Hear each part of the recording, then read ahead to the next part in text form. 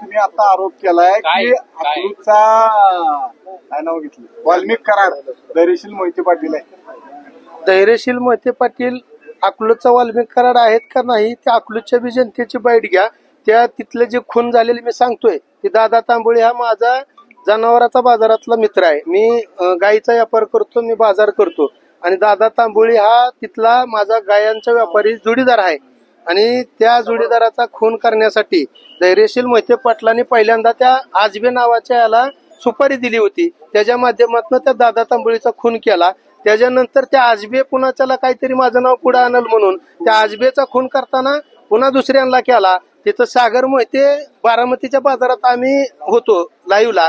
तो घटनास्थळाला नसताना त्याच्यासारख्यावरती मोक्कासारखा गुन्हा त्या ठिकाणी ह्या धैर्यशील मोहिते पाटलांना लावला. का तर त्या आजबेचा खून करताना ही पुढं आपलं काहीतरी नाव येईल. मग त्या आजबेचा खून केला. आजबेचा खून करत असताना परत एक देवकर नावाचा मुलगा आहे तिथला वडर समाजाचा आहे तो, त्याचाही खून तिथं झाला. त्या सगळ्या खुनाची सिरियल जी झाली ना अकलूजमध्ये ती 1, 2, 3 खुनाची सिरियल नाही. तिथं खून जवळपास 16-17 खून झालेले आहेत ते तरुण पोरांचे.